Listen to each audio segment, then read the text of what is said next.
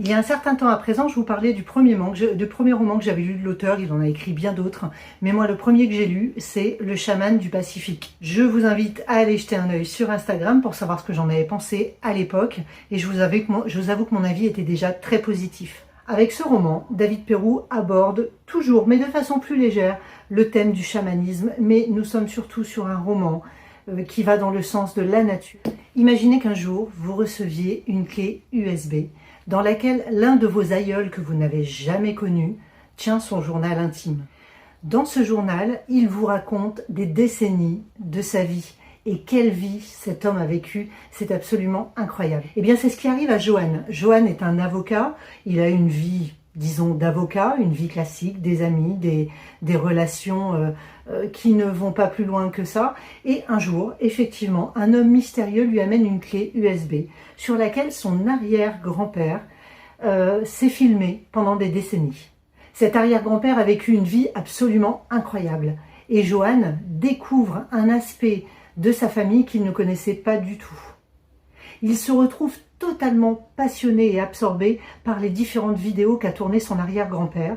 Et de là, il va se mettre à enquêter pour essayer de comprendre exactement ce qu'il s'est passé. Je ne vais pas tout vous dire, mais je vais vous en dire suffisamment pour, je l'espère, vous donner envie de lire ce superbe roman.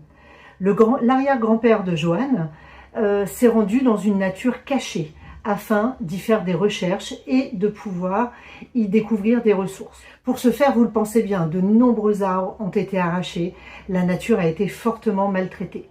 Jusqu'au jour où plus d'une centaine d'ouvriers, et c'est là que Johan va tomber sous le coup de cette narration en vidéo, car il va découvrir que la nature nous réserve parfois d'incroyables surprises.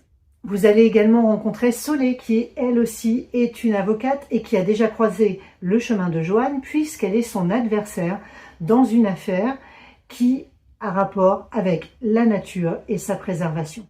L'arrière-grand-père de Johan sous-entend dans ses vidéos qu'il est possible de communiquer avec la nature et de faire un travail réellement en partenariat avec elle.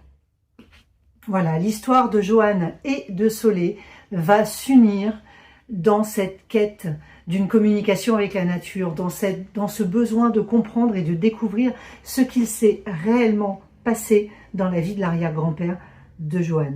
C'est un roman que j'ai trouvé merveilleux car il ne recèle aucune culpabilisation.